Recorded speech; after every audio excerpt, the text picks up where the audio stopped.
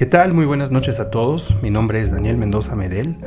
Me desempeño como funcionario judicial en el estado de Puebla. La verdad es que es un gusto, es un privilegio estar contigo en esta noche, en este momento, donde quiera que te encuentres, sea en tu domicilio, en tu oficina, tu lugar de trabajo, incluso si estás cocinando para el día del mañana.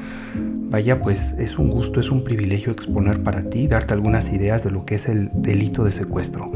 Fíjate que la idea principal de este tipo de conversatorios, a guisa de ser sincero, es que absolutamente todo el foro jurídico, tanto estudiantes, iniciantes en el mundo del derecho, abogados, personas con experiencia, operadores jurídicos, esto es, asesores jurídicos victimales, defensores, agentes del Ministerio Público y personas que ya tienen experiencia operando el sistema, puedan tener acceso a estas, no son capacitaciones, son acercamientos de profesionales para contigo.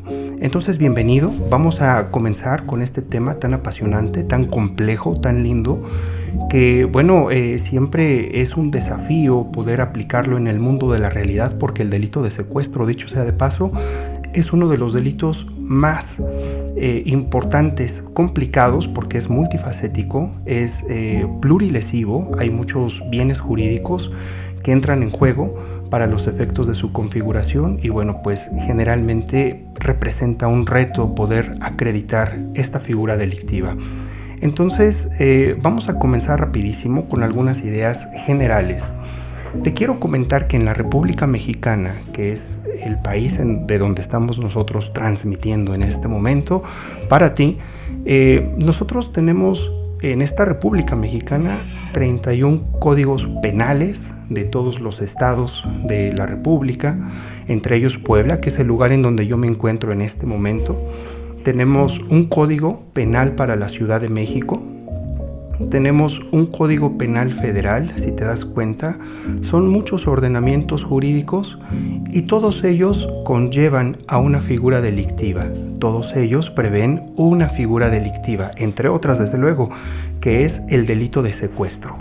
Entonces, si tú quieres verificar qué significa el secuestro en la República Mexicana, necesariamente tendrías que remitirte a 31 códigos penales de los estados, a un código penal de la Ciudad de México y a un código penal federal. Y yo te preguntaría, ¿eso sería todo? Desde luego que no. También tenemos una ley general para prevenir y sancionar los delitos en materia de secuestro reglamentaria del artículo 73 del Pacto Federal. O sea que encima de todos estos ordenamientos jurídicos que rigen en la República Mexicana, encima de todo ello tenemos una ley general que también se especializa específicamente en el delito de secuestro. Así es. Oye, son muchísimos ordenamientos jurídicos los que están orbitando alrededor de la República Mexicana. Y dime, ¿cómo funciona todo esto? ¿Cómo le hacemos para aplicar este tipo penal, este delito en los casos particulares sin que nos equivoquemos?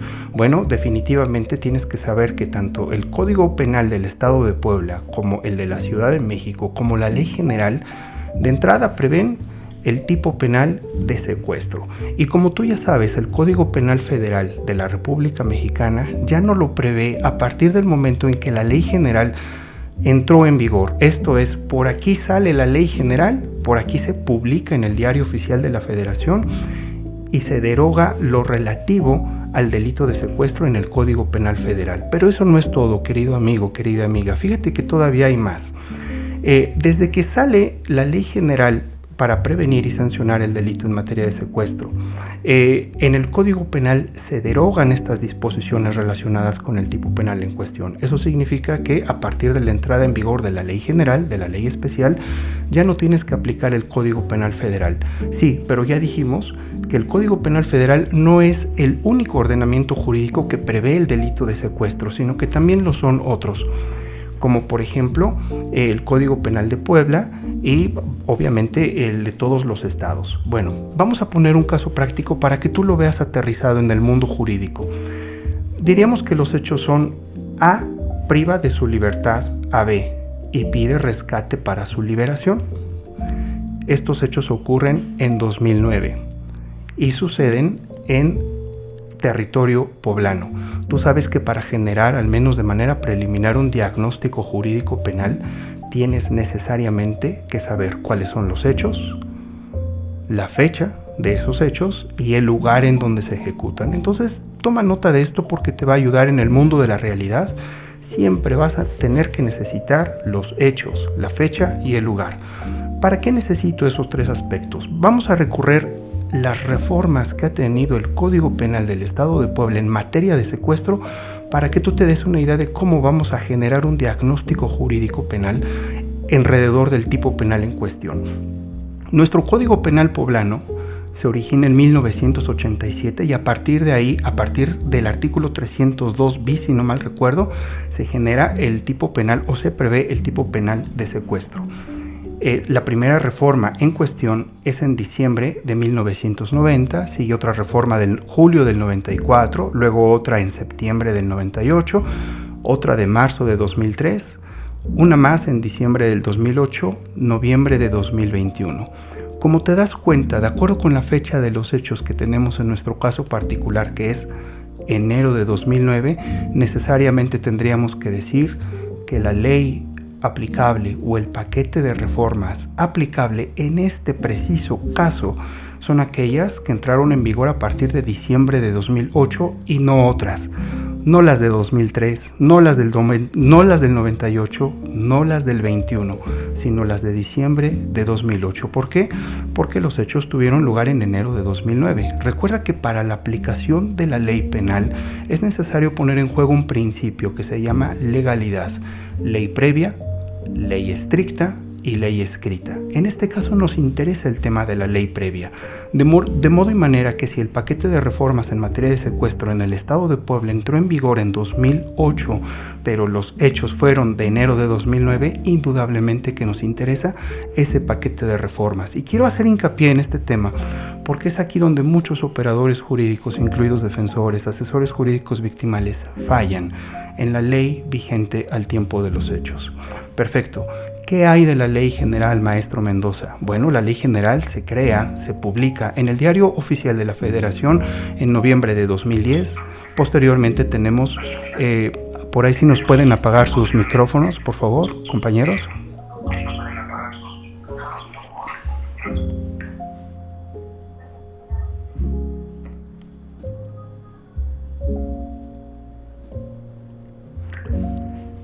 Posteriormente tenemos una reforma en la Ley General de febrero de 2011, otra en junio de 2014, otra en junio de 2016. Tenemos otra de enero de 2018, tenemos otra de mayo de 2021. Entonces vamos nuevamente a nuestro diagnóstico diferencial en materia jurídico-penal. Y en ese sentido nosotros tendríamos que los hechos son en 2009 y por ese motivo entonces nosotros tendríamos que llegar a la necesaria conclusión de que la Ley General de Víctimas no aplica en el caso particular. ¿Por qué? Recordemos que los hechos son en 2009 y la Ley General viene a la vida jurídica en noviembre de 2010. En un minuto termino, en un minuto concluimos con esta pequeña idea y vamos por el final. Eso significa que de acuerdo con el principio de legalidad, que como tú ya lo anotaste correctamente, se basa en los subprincipios de ley previa, ley estricta y ley escrita, el primero de ellos nos dice que vas a aplicar una legislación al caso concreto sí y solo si esa ley entró en vigor antes de los hechos, de modo y manera que si los hechos en este caso son en 2009, la ley general no aplica. Eso sería mi primera idea, mi primera aportación para que tú vayas tomando nota. En suma, hablamos de la ley general versus leyes estatales en la República Mexicana, trayendo a colación el principio de legalidad y en especial aquel subprincipio que tiene que ver con la ley previa. Muchísimas gracias y cedo el uso de la voz al maestro Efraín Augusto de Veracruz. Muchísimas gracias a todos. En un momento más estoy contigo. Maestro Efraín. Buenas noches, muchas gracias, maestro Silvano, maestro Daniel Mendoza. Gracias por acompañarnos. Les habla el abogado Efraín Reyes Sánchez. soy de origen veracruzano y en ese foro jurídico pues vamos a abordar algunas nociones sobre el secuestro. Es un delito en el que si nosotros hacemos un análisis histórico, tenemos que en 1683 hubo un secuestro pues masivo, concretamente en el puerto de Veracruz, de lamentable memoria, y el protagonista de este ataque al puerto de Veracruz fue un pirata conocido como Lorencillo, Lawrence de Granada. ¿Por qué lo menciono? Porque el secuestro no es privativo de nuestra época, no es apenas un fenómeno social. Si abordamos nosotros lo que es un análisis muy somero de la evolución del derecho penal en México, tenemos códigos penales que han estado vigentes, por ejemplo, desde 1871. Ahí el secuestro se consideraba como plagio. Posteriormente hubo un código penal vigente en México en el cual el secuestro aborda este nombre. Ya no se le llama plagio, sino propiamente secuestro. El primer código, repito, fue de 1871. En 1929 es que ya se cambia a el nombre como delito de secuestro.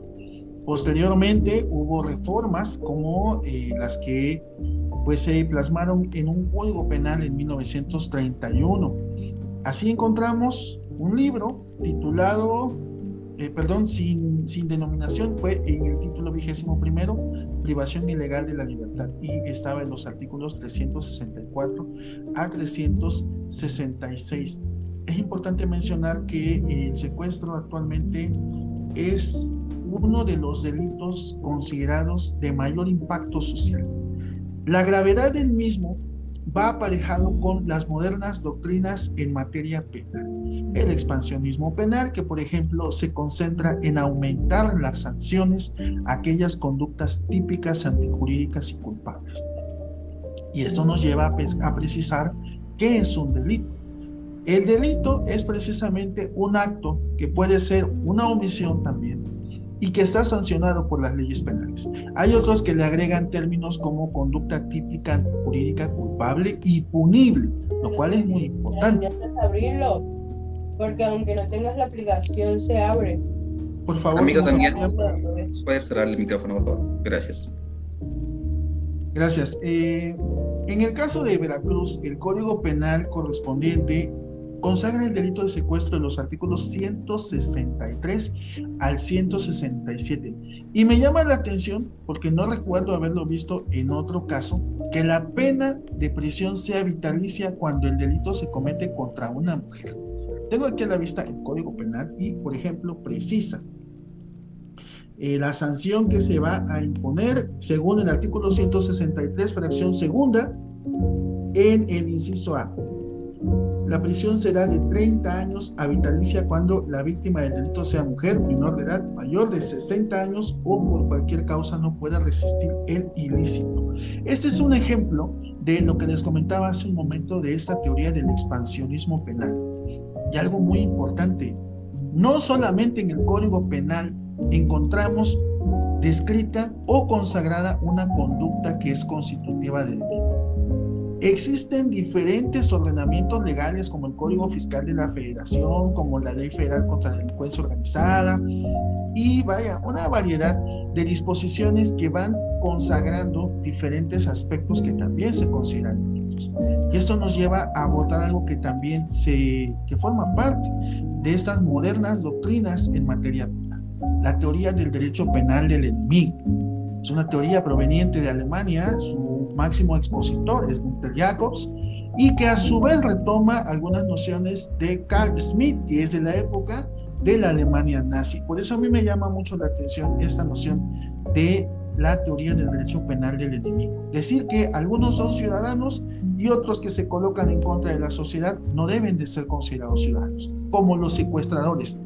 Y por lo tanto, al negarse de la condición de ciudadanos, por extensión se les niega la condición de personas y, en consecuencia, algo que sí es bastante debatible, se les niegan derechos humanos. En ese sentido, la política mexicana, en mi opinión, como académico, como abogado, todavía tiene mucho que hacer. La política criminal en México no se debe limitar nada más a sancionar cada vez con mayor número de años, con mayores penas privativas de libertad. Yo soy la idea de que más que eso se debe prevenir. Y por eso quiero comentar el caso de un libro que se llama Un sicario en cada hijo te dio. Y llama la atención cómo menores adolescentes narran pues hechos en que ellos participaron. Vaya, si eso hicieron adolescentes, ¿qué hacen entonces los adultos? Hay una película mexicana que refleja la realidad mexicana de manera bastante cruda. Es El Infierno. Si alguno de ustedes no la ha visto, yo los invito a que vean esa película. El Infierno se titula, ya tiene algunos años. Y precisamente nos ambienta esa situación del secuestro. La pregunta aquí es, ¿qué podemos hacer nosotros como profesionales? ¿Qué podemos hacer como integrantes de la sociedad, como padres de familia, como académicos, para participar en esta cuestión de la prevención del delito de secuestro? Afortunadamente tenemos este tipo de foros que, como bien decía hace rato uno de mis colegas, es un acercamiento a la sociedad. Y me da mucho gusto que en este momento estén conectándose más personas para escucharnos, y que aparte de los que están presentes en Zoom, tenemos también público a través de Facebook Live. El secuestro en México entonces no está disminuyendo, como nos dicen muchos políticos. El secuestro en México, a pesar de que ha implicado una serie de esfuerzos en todos los sentidos doctrinales, de naturaleza jurídica, es un fenómeno social rebasado. No hay que confundirlo con la privación de la libertad física. ¿Por qué? Porque en el secuestro se pide un rescate. Muchas veces la gente confunde y en lugar de referirse a un secuestro, menciona que es una privación de la libertad. Hay quienes dicen privación ilegal de la libertad, en otros casos es privación de la libertad física. Y tampoco hay que confundirlo con la desaparición de persona. Quiero hacer mención de un caso sensible que ocurrió aquí en donde resido hace más o menos 3 años. Una dentista originaria precisamente del estado de Veracruz subió a un cerro cercano a la población en donde resido en compañía de un colega y pues no se supo de ellos. Empezaron a especular que si era secuestro, que no, que había desaparecido, y otros decían que no, que la habían levantado, así decían, la levantaron. Y resultó que meses después apareció el cadáver de esta odontóloga cerca de donde la habían visto por última vez. Entonces, lamentablemente a veces los medios de comunicación tergiversan la información. En lugar de darnos un dato concreto, nos especulan y dicen, esa persona fue secuestrada, cuando no es así.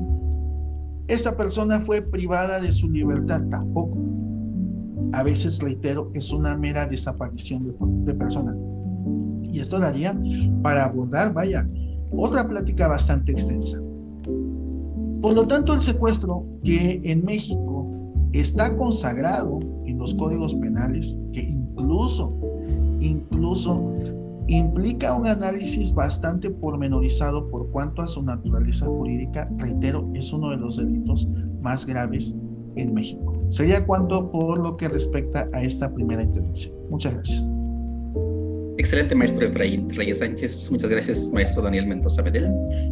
Solamente voy a saludar por cortesía también a todos los demás amigos que se están conectando. Diana Lau Sánchez nos manda saludos, buenas noches. Marisela, buenas noches también desde Puebla. José Hernández de acá de Oaxaca. Ilva también ONG, buenas noches. Buenas noches, muchas gracias. Magali Cortés, Francisco desde la parte de Mexicali. Reyes Sarabi también nos manda saludos, y asimismo también invitamos a los amigos que ya están en Zoom, voy a mencionar a unos cuantos también, a que pongan una imagen de perfil, esto para que en Facebook también vean que están ustedes presentes. Si pueden poner una imagen de perfil o activar su video, desde luego con todo gusto. Bienvenido licenciado Luis Alfonso Calderón, Olga Rodríguez, Joana Isabel Talcindan, Otalcintan, Rubén Tecamac, José Manuel Osvaldo Romeo, Giselle Tessier, nuestro vicepresidente de Vinculación Internacional también está aquí, el maestro Roberto Ramírez Sánchez, licenciado Tolentino, bienvenido, Osiris Cuellar, ok, bienvenido amigo Osiris, también eres de acá de Oaxaca, Luis Alberto, José de Jesús, Ariceli Maldonado, quiero pensar, iPhone de Doctor, iPhone y Rey Raimundo y los demás amigos. Bien, nada más para que no me exceda, por favor, voy a anotar también el botón. 24, 32. Perfecto. Bien, como este formato es libre, me voy a permitir hacer algunas cuestiones también adicionales a todo lo que ya han expresado muy acertadamente aquí el colega Daniel Mendoza y el maestro Efraín Reyes Sánchez. Como saben ustedes, pertenecemos a ILPA, en conjunto todos a International Legal Bar Professionals Association. Es una asociación multidisciplinaria donde no solamente están abogados, y eso nos permite compaginar con ustedes como sociedad, como jueces, magistrados, secretarios de acuerdos, etcétera. El hombre es libre hasta que decide o cuando decide hacerlo o serlo. Voltaire. Suecia, menos de 1 billón de habitantes. Su capital, Estocolmo. Corrijo, Estocolmo es el que tiene menos de 1 millón de habitantes con su capital. Síndrome de Estocolmo. Una persona, una mujer, en este caso, que es, al igual que otras personas, privada de su libertad, se enamora de su captor, y a partir de ahí surge este síndrome, el síndrome de Estocolmo, que incluso hacían ciertas cuestiones ahí humorísticas con esta cuestión del COVID con respecto a cierto personaje no titular, más que participaba en el área de salud. Y todavía más aún el caso de una persona de origen extranjero, muy en particular, era francesa, Florence Cassés. Temas muy particulares, temas muy debatibles, temas muy controversiales realmente. La figura del secuestro, ¿a qué nos lleva esto? Yo no lo voy a abordar desde la perspectiva jurídica o muy analítica, como acertadamente lo han hecho también mis compañeros, sino desde la óptica de la víctima. Habiendo hablado con personas bastante capacitadas respecto al tema, y que tenemos también un tema en puerta aquí con los amigos inmobiliarios o empresarios, hay ciertas personas que desafortunadamente han sido y están siendo o serán víctimas de este delito. Es uno de los delitos que más lacera al tejido social, que más afecta a la población, ¿ok? Hay un cambio por ahí, ¿verdad? Nada más si lo podemos reactivar ahí, por favor. Un participante habilitado. Invitamos al participante que lo ha hecho también, nada más a que activen las vistas distintas. A ver, permítame. Maestro, Daniel Mendoza. Ok, ya está. Bien, entonces, en esa parte lo importante aquí es analizar el tipo penal del secuestro. Al igual que el homicidio calificado, es uno de los delitos que más lacera a la sociedad, que más afecta, que las víctimas de las cuales logran salir con vida, que desafortunadamente también muchos de estas personas privadas de su libertad y que exigen después una remuneración y que pasan por determinadas cuestiones muy particulares que vamos a analizar quizás en esta, más principalmente en la segunda y en la tercera sesión, no se logran recuperar. Y mucho más porque esta afectación no es solamente hacia la víctima directa, sino también hacia los ofendidos. Esta cuestión, más que normativa, desde luego que se pretende que esté mucho más regulada. Y vean las penas. Las penas son, podríamos decir nosotros, exageradas, más cuando se encuentra o se acredita la plena responsabilidad del sujeto, diría, y el reproche que le hace la sociedad es algo que se merece, es algo justo. Las penas van de 40, de 50 y un poquito más de años. Y como acertadamente también lo dijo aquí el maestro Efraín Reyes, todavía hay agravantes, o todavía hay cuestiones ahí que vamos a ir analizando poco a poco. Partimos de una forma muy genérica donde se le priva en su primer momento a la persona de su libertad y posteriormente es puesta en cautiverio y posteriormente pudiese verse comprometida su integridad y después se pide cierta cantidad de recurso, más también se le puede condicionar a que dé un secreto industrial o a que divulgue información adicional o a que dé el paradero quizás de otras personas, etcétera. No está supeditada o condicionada solamente al recurso económico, más usualmente lo adjudicamos a eso o lo vinculamos con que debe o exigen una contraprestación. Es un tipo penal que es muy particular. que desde luego mis respetos acá para los ponentes, que sí contamos indudablemente con su participación y que dijeron sí entramos, y desde luego que nos van a hacer aportaciones, más también nos van a hacer críticas, más esa parte nosotros la abordamos de una parte objetiva, de una manera profesional.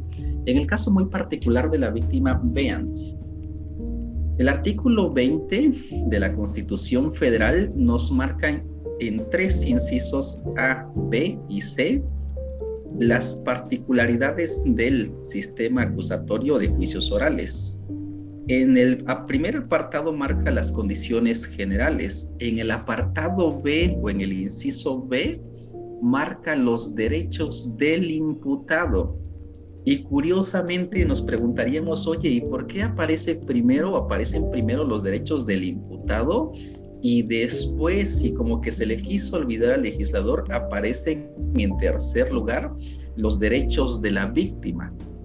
Y también tenemos disposiciones normativas que ayudan y que dicen cuáles son los derechos de la víctima. Más desde esta cuestión, desde esta óptica, este tipo penal, las víctimas no se encuentran en un solo país. Analizábamos precisamente con los compañeros del despacho a quiénes afectaba más o quiénes eran las víctimas potenciales, hombres o mujeres. Tenemos ese dato. Ustedes estoy segurísimo que lo van a investigar. Y también cuáles son los países que tienen mayor incidencia. Pregúntense, ¿los más desarrollados, los más industrializados o quizás los países en vías de desarrollo o aquellos con determinadas carencias?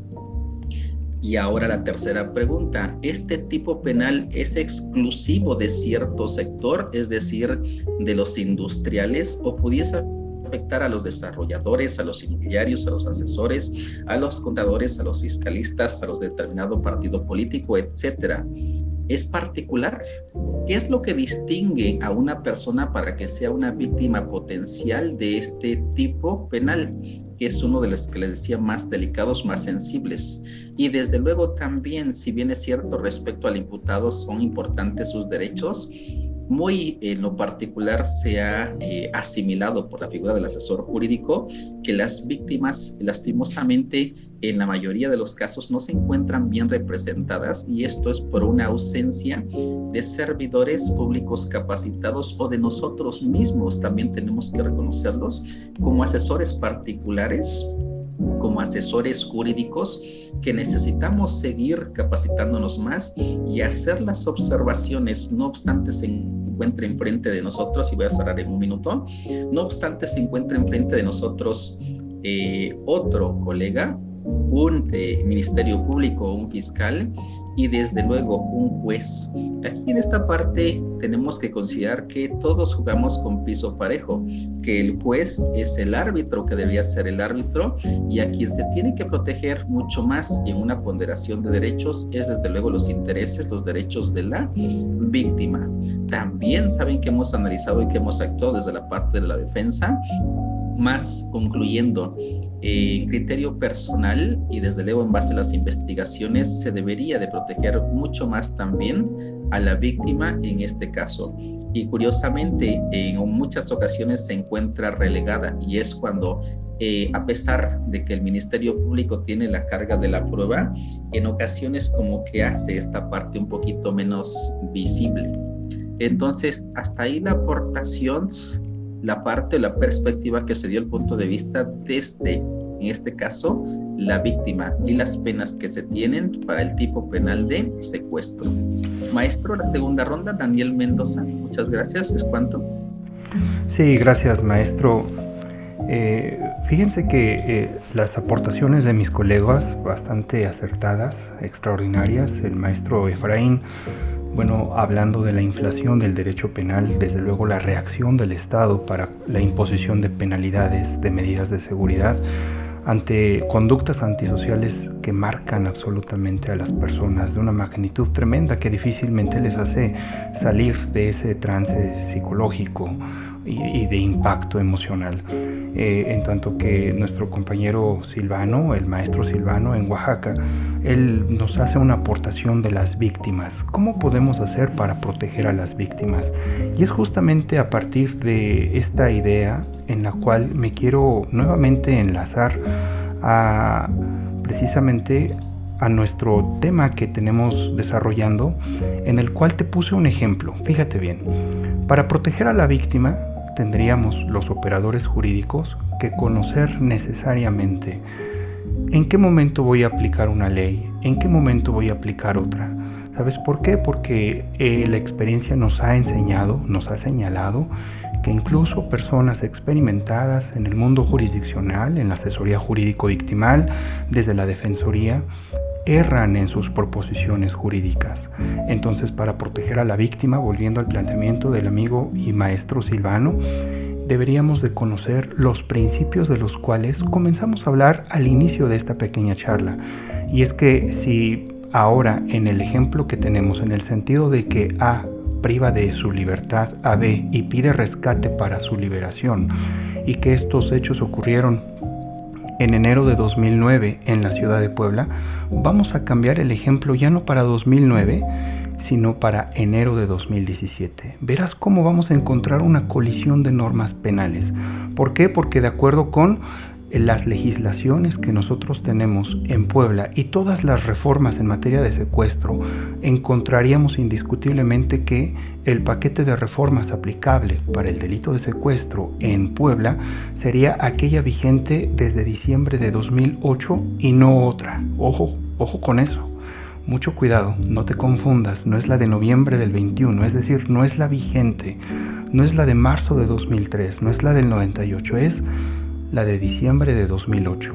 Sin embargo, si volteas hacia la ley general y adviertes todas sus reformas, incluida la fecha en que entra en vigor esta ley general, te vas a percatar sin mayor duda que es el paquete de reformas de junio de 2016 la que tendría que aplicarse en el caso concreto. ¿Recuerdas que te hablé del principio de legalidad y sus tres pilares que lo sostienen, que es la ley previa, la ley estricta y la ley estricta?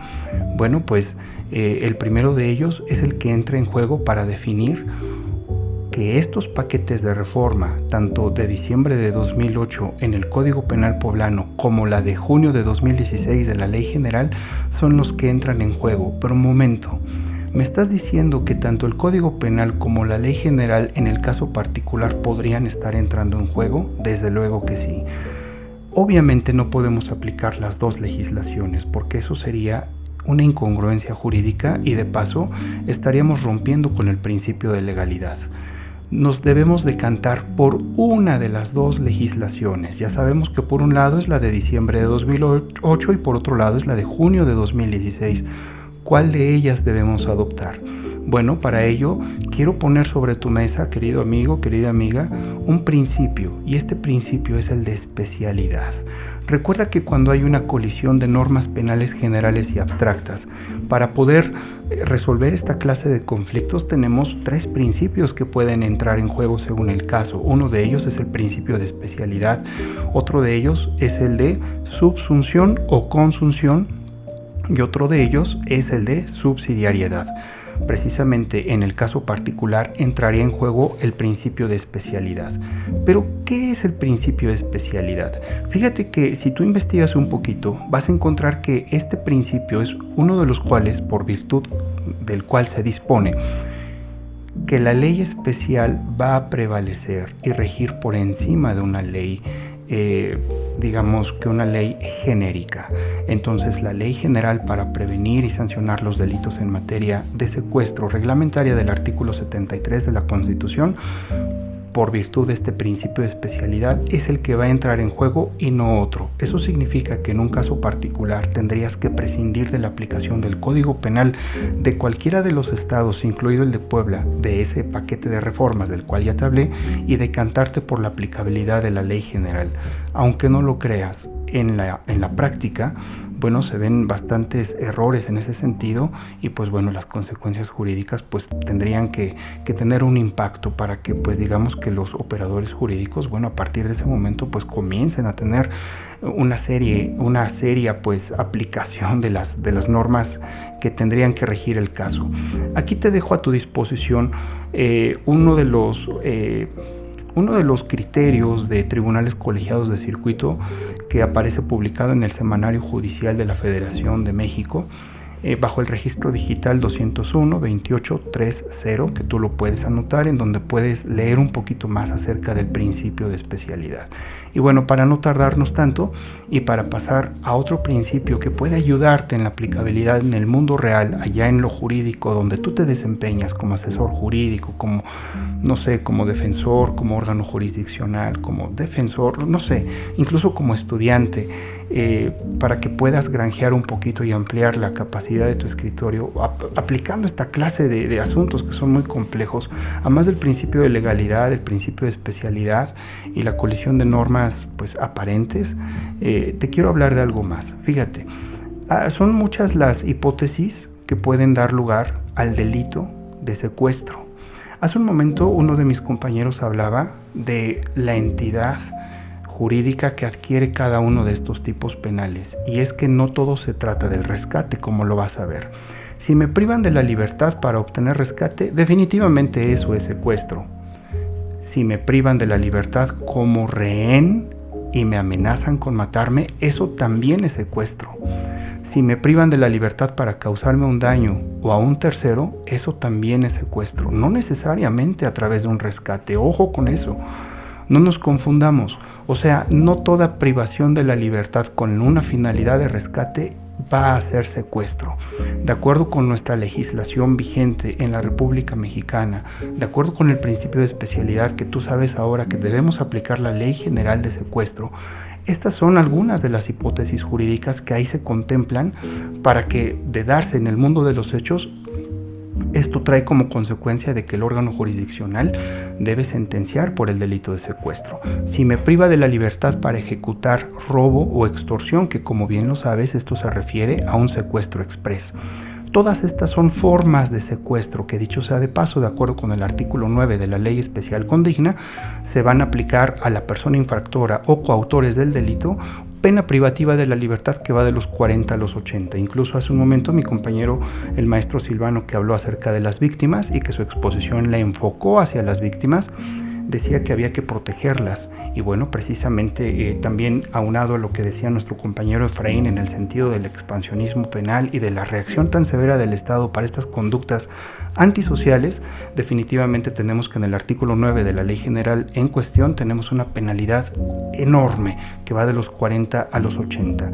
¿Y ahí se acaba? No, definitivamente no. Fíjate, cuando tú tienes cualquiera de estas hipótesis normativas, y le añades una agravante, por ejemplo, que lo realicen en camino público o lugar solitario, o cuando son dos o más los sujetos activos del delito, o bien si lo realizan con violencia, o bien allanando el lugar en donde yo me encuentro, si la víctima es menor de 18 o mayor de 60, si la víctima es mujer embarazada, en esos casos ya no vamos a tener una penalidad aplicable que va de los 40 a los 80, sino más bien vamos a tener una sanción agravada que va de los 50 a los 90.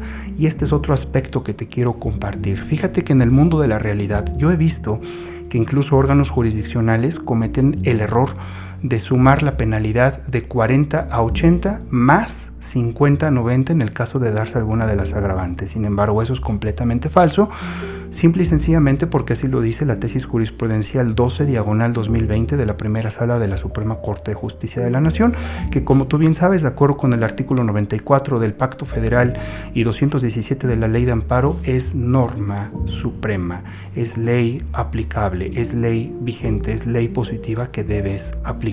Ojo con eso, defensor, ojo con eso, representación social, no vamos a ir de los 40 a los 80 más 50 a 90 en caso de cualquiera de las agravantes, sino que vamos únicamente a aplicar de los 50 a los 90, prescindiendo de los 40 a los 80. ¿Me explico? Entonces, la respuesta y mayor explicación acerca de esto que te quiero comentar lo encuentras en esa tesis jurisprudencial que puedes en este momento tomar nota. Otro de los aspectos que quiero comentarte, fíjate, es que cualquiera de las primeras hipótesis que te acabo de compartir, si les añades el hecho de que los sujetos activos del delito, cuando menos uno, esté en seguridad pública, haya estado en seguridad pública, incluso exista relación de parentesco, amistad, confianza, incluso si me infieren lesiones graves, si me infieren tortura, me hacen víctima de violencia, provocan la muerte de la víctima, ya no se van a aplicar ni de los 40 a los 80 ni de los 50 a los 90, sino que con base en la misma tesis jurisprudencial 12/2020 de la primera sala de la Suprema Corte, vamos a aplicar al infractor o personas infractoras de 50 a 100 años de pena privativa de la libertad. Bueno, volviendo un poquito a lo que decía el compañero Efraín y el maestro Silvano, en el sentido de la protección de la víctima y la reacción tan severa del Estado en contra de estas conductas antisociales y desde luego sus autores, pues prácticamente aquí se ve reflejado. Entonces, algo más que te quiero comentar antes de irme. Fíjate que la ley también dispone que en caso de que en cualquiera de estas hipótesis me ocasionen lesiones graves, tortura o violencia o muerte de la víctima, además de ello, además de los 50 a los 100, me van a, o a los sujetos infractores les van a poner, además de los 50 a los 100, les van a poner lo relativo o lo relacionado o las penalidades relacionadas con las lesiones, o bien relacionadas con la tortura o violencia, o bien relacionada con la muerte de la víctima. O sea que ahí hay un principio, digamos, de acumulación real de delitos. Pero tú podrías decir, oye, ojo, porque eso es subsunción. O sea, la lesión grave queda dentro del secuestro, la tortura también queda dentro del secuestro, o la muerte quedó dentro del secuestro. Eso es subsunción. Momento, la ley general para prevenir y sancionar los delitos en materia de secuestro dice de manera expresa que tratándose de lesiones graves, tortura, muerte, se va a añadir la lesión que resulte por el delito cometido. Eso significa otro principio más, querido abogado, querida abogada, que yo te quiero regalar en este momento, que es el principio por el cual se dispone la ruptura del principio de subsunción. Mucho cuidado fiscal, asesor jurídico victimal, porque este es un punto flaco que yo veo en el mundo de la realidad cuando ejercemos nuestra profesión. Entonces, solamente para retomar, ya hablamos un poquito del principio de legalidad, hablé también del principio de especialidad, hablamos también de la tesis jurisprudencial 12/2020, en el sentido de que te ayuda a resolver el tema de la penalidad y sus agravantes, y también el principio por el cual se dispone la ruptura de diverso principio, que es el de subsunción, y permite la acumulación de las penalidades en el caso de las lesiones, en el caso de violencia grave, de tortura y de la muerte de la persona sobre la quien recae la conducta prevista en el particular tipo penal. Por mi parte sería todo. Esta es mi última intervención únicamente, y antes de irme, pues personalísimamente yo te quiero pedir e invitarte a que me sigas en Facebook como Dani.Mendoza.5688 para que podamos ahí seguir la conversación, y con muchísimo gusto podría incluso atender tus dudas académicas. Y bueno, pues por mi parte sería todo. Me despido de ti desde la bellísima ciudad de Puebla y te dejo en extraordinarias manos, que es mi compañero y amigo, el maestro Efraín Augusto. Y bueno, me estoy despidiendo de ti. Excelente noche, excelente tarde, excelente día. Muchísimas gracias. Maestro Efraín, muchas gracias, maestro. Gracias, muy interesante todo lo que nos ha planteado el maestro Daniel Mendoza, y en ese tenor yo quiero compartir que es muy importante plantear la teoría del caso. En nuestro país actualmente existen dos teorías que nos aluden a los elementos del delito. La predominante es la pentatómica. Esa teoría tiene 5 elementos. En materia de los aspectos positivos son la conducta o hecho. El maestro Daniel, de manera extraordinaria, hace un momento nos precisaba qué es lo que sí se considera como secuestro, qué es lo que viene siendo la tipicidad, cómo es que determinada conducta está consagrada en los códigos penales y en leyes que también se aplican. Él mencionaba acertadamente la cuestión de la ley federal para prevenir y erradicar el secuestro, la tortura, porque muchas veces el secuestro se da también torturando a una persona. Y el artículo 22 constitucional prohíbe expresamente no solo la tortura, sino tratos crueles, inhumanos o degradantes. Y voy a retomar un aforismo que es: la ignorancia de la ley no es excusa. Mucha gente quiere escudarse diciendo: es que yo no sabía que cometer esta conducta es un delito. Vaya, eso no puede ser admisible. No necesitamos ir a una facultad de derecho para comprender que determinados aspectos son constitutivos de delito. Encontramos también como elementos de esa teoría pentatómica en lo que es antijuricidad, culpabilidad y también punibilidad, es decir, de qué manera se sanciona determinada conducta que está consagrada en nuestras leyes como típica, antijurídica, culpable y punible. Incluso al resolver, verbigracia, el ejercicio de la acción penal en un asunto o hasta en las audiencias, ocupamos un formulismo recurrente en relación a la conducta que se le atribuye al imputado, que ya después es vinculado, es acusado, a sabiendas de que su actuar era típico, antijurídico, culpable y punible, quiso y aceptó las consecuencias de su realización sin importarle la trascendencia legal de ello. Muchas veces tenemos elementos de la sociedad que creen que delinquiendo es mucho más fácil obtener recursos económicos, atropellando los derechos de las víctimas. El maestro Silvano Lucas hacía referencia especial a esa protección que se debe de hacer a las víctimas. Y comparto también la curiosidad de por qué en el artículo 20 constitucional, que tiene 3 apartados, es hasta el último en donde se disponen los derechos de las víctimas y antes de ellos los derechos de toda persona imputada a nivel constitucional. Pareciera, y lo digo por mi experiencia, pareciera que es a las personas que delinquen a las que más les interesa conocer sus derechos. En alguna ocasión atendí a una persona detenida, puesta a disposición del Ministerio Público, y cuando yo le iba a explicar sus derechos, me dijo: ya, cállate, dime en dónde te firmo. Ya sé que tengo derecho a guardar silencio, ya sé que tengo derecho a que me asista un abogado, ya sé que tengo derecho. Vaya, me recitó sus derechos así como están en el Código Penal, en la Constitución. Y yo hasta ahorita, en mis 20 y tantos años de experiencia, no he tenido ni atendido a una víctima que me diga: conozco cabalmente mis derechos. Más bien me preguntan: ¿cuáles son mis derechos? Y le digo: en la Constitución vienen estos derechos en el artículo 20, apartado C. Pero C tiene derechos procesales. Y aparte tenemos una ley general de víctimas. Y dependiendo del asunto, existen protocolos que se aplican. Y en este caso, este punto me lleva a mencionar lo que es la existencia de las famosas UEX, Unidades Especiales de Combate al Secuestro, que no están en todas las ciudades ni en todos los distritos judiciales. Aquí en Puebla, por ejemplo, que yo sepa, el más cercano está hasta Puebla capital. En el caso de Veracruz, pues en Jalapa y en Coatzacoalcos, hasta donde yo sé. ¿Qué pasa con las víctimas de secuestro que tienen que denunciar hechos constitutivos de tal ilícito, pero no cuentan con los recursos para trasladarse hasta la unidad correspondiente? A veces se pide el apoyo de las agencias del Ministerio Público o fiscalías más cercanas, pero si no tienen la capacitación allí para los protocolos correspondientes, ya desde un inicio la investigación, la carpeta de investigación puede estar mal integrada.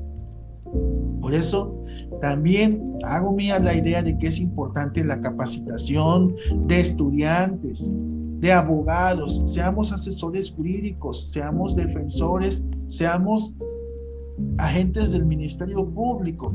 Hace poco, por ejemplo, se cerró la convocatoria aquí en el estado de Puebla para el reclutamiento de agentes del Ministerio Público, peritos y demás. ¿Cuántas de esas personas que van a ingresar realmente están capacitadas para cumplir con la función social de investigar delitos como el secuestro y como otros que son tan graves? Y además de esto, evitar otro mal que es bastante común, la revictimización, en que se lleva a las víctimas, desde malos tratos, desde hacerlos esperar innecesariamente horas para recibir su denuncia, desde condicionarles incluso para la admisión de una denuncia y de no darles la orientación adecuada. Es parte de lo que yo he escuchado y he sabido en mi experiencia como litigante. Resido aquí en el estado de Puebla desde hace ya prácticamente 7 años. He tenido la oportunidad de acudir a litigar asuntos en diferentes lugares, como Ciudad Cerdán, Puebla de Zaragoza, como Teciutlán, como Tecamachalco, por mencionar algunos ejemplos. Tepeaca es otro caso. Y en Veracruz la situación es parecida. Y quiero culminar mi intervención en ese sentido. ¿Cuánto nos debe el Estado mexicano? ¿Cuánto nos debe el Estado de Puebla, el Estado de Veracruz y todas las demás entidades federativas para acercarle a la sociedad ese personal capacitado y especializado que hace falta a fin de recibir e integrar las denuncias e investigaciones por secuestro? ¿Sería cuánto en esa segunda ronda? Muchas gracias.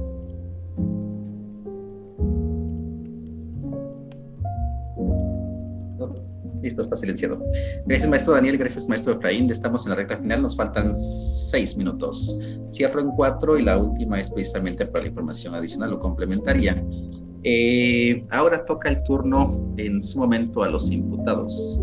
Fíjense, si clasificáramos en 3 grupos a las víctimas, en 3 grupos, hombres, mujeres y niños, de 100 personas, 64 serían hombres. Estamos hablando de víctimas de secuestro, o de ese conjunto. 65, el 22 o 22 mujeres de 100 serían, más bien corrijo, 22 personas serían mujeres y 12 de ellos, de un total de 100, serían niños. Imagínense el efecto que esto tiene. No estamos diciendo que desde luego los hombres pudiesen ser más resistentes que las mujeres, más enfoquémonos, o vamos a enfocarnos más bien en el tercer grupo, en el tema de los menores de edad. Si a los adultos de por sí les podría crear consecuencias bastante interesantes, mucho menos o mucho más, correcto, mucho más también a los menores de edad. Ahora, porque recuerden, esta es la primera sesión de 3. Okay. Estamos leyendo un texto adicional por eso. Bien, recuerden que esta es la primera sesión de 3. Vamos a hacernos unas preguntas al final también bastante interesantes. Más, ¿qué perfil? Ya hablamos en la primera parte de la víctima. ¿Qué perfil usualmente tienen las personas que ya se les comprobó su plena responsabilidad? Ya les dije los datos acerca de las víctimas. Ahora vamos hacia los imputados. En el artículo, ya mi estimado colega Daniel y el maestro Efraín comentaron los artículos que rigen en cada uno de sus estados. Aquí estamos 2-1, 2 Puebla, 1 Oaxaca. Más sin embargo, también les tendría que decir que en el 348 está tipificado este delito en el caso de Oaxaca. Más como también sabemos, hay múltiples leyes que no solamente de carácter federal, sino también los convenios o los tratados internacionales que ha firmado el Estado mexicano con todos los demás países, pues quedarían mucho, me dicen allá afuera en la sociedad, como una exquisita, como una suculenta obra de arte. Como si hay 7 o si hay determinadas piezas de bellas artes, ella quedaría en otra. Seríamos bastante críticos en esa parte y saben que lo somos. Esto es, no consideramos que tenemos todo el conocimiento, toda la capacidad. Es un hecho que aquí hay reconocidísimos colegas maestros, magistrados, que tienen muchísimo más capacidad económica que su humilde servidor. Más en este caso, ¿qué perfil tienen los imputados? Suelen comenzar por delitos patrimoniales, usualmente es robo. ¿Y en qué edad se encuentran? También se encuentra inclinado para la parte masculina. Suelen tener entre 25 y 35 años. ¿Qué es o cuáles son las actividades que suelen ser bastante gustosos, desde luego, los imputados en su momento? Esto estamos hablando de una manera objetiva o en base a un análisis y en base a las estadísticas que con todo gusto les puedo hacer llegar también a todos los demás, a todos los amigos que están aquí, tanto en Zoom como en Facebook. Gozan de la afectación a la integridad de las demás personas. Por ahí escucharon hace algunas décadas o hace algunos años también a una persona que le adjudicaban un alias, el Mocha Orejas, en su momento. Entonces, ¿por qué? Por obvias razones, y no era boxeador precisamente. Entonces, todas estas características y adicionales también, es 25 a 35 años en promedio, tienen antecedentes delictivos, principalmente, como les decía, en cuestiones patrimoniales, mas tampoco actúan solos, se actúa en grupo y de manera muy bien coordinada u organizada. Comienzan por reunirse, por organizarse con grupos callejeros, ejecutores, e incluso también no hemos tocado, que se va a tocar en el tema de secuestro express, y es mucho más particular en determinados estados. Y posteriormente se consolidan como organizaciones criminales, pequeños grupos efecto de o con una analogía de guerrillas, traficantes de sustancias ilícitas, etc. ¿Por qué omitimos ciertos términos que ustedes ya saben? Porque desde luego recuerden que se está retransmitiendo también en Facebook y castigando, banean del video en su momento si es que lo pronunciamos como tal. Más ustedes ya saben a los cuales nos referimos. Y también, ¿qué creen? Encontramos otro dato estadístico muy interesante. ¿Cuáles son los estados que tienen mayor índice de este tipo penal? Donde está concentrada la mayor parte de la población, es decir, Ciudad de México, Estado de México, Puebla en este caso y Veracruz. También desafortunadamente tenemos que reconocer que no es, lo hemos importado, todos los estados lo tienen, las 32 entidades, es un hecho que lo tienen. Y acertadamente el maestro Efraín mencionó el tema de las UEX, las unidades especializadas de combate del secuestro. Y también se están creando otras unidades especializadas o de reacciones súbitas, cambiamos el término por allá, en determinadas entidades para hacerle frente a este tipo penal. Amigos, eso es todo de nuestra parte. Muchas gracias, maestro Daniel Mendoza Medel, maestro Efraín Reyes Sánchez. Esta fue la sesión 1 de 3. Nada más permítanos que les vamos a adicionar también el demás material. Mándenos un mensaje de WhatsApp en este momento a los que nos están escuchando en redes sociales. Maestro Daniel, si gusta usted darles su número de celular, o se los doy yo con todo gusto, y les compartimos tanto los datos estadísticos que tenemos acá y el material adicional que en su momento pudiésemos conjuntar, si es que así me lo permite, y se los puede mandar en el chat por medio de Zoom, y al rato se los pongo yo también en el Facebook. Y desde luego los invitamos también a las demás sesiones que hagamos en ILPA o en coordinación con ILPA. ILPA es la asociación a la que pertenecemos, International Legal Bar and Professionals Association. Ok, maestro, me permite nada más poner ahí. Usted me dice, si lo replico también en Facebook, ya lo pueden ver los demás amigos que están aquí en Zoom. Los que estén por Facebook a través de Grupo 4 pueden mandarnos un mensaje de WhatsApp. Nada más, por favor, hoy mismo, en el inter de aquí a las 10, al 951-211-8426. 951-211-8426.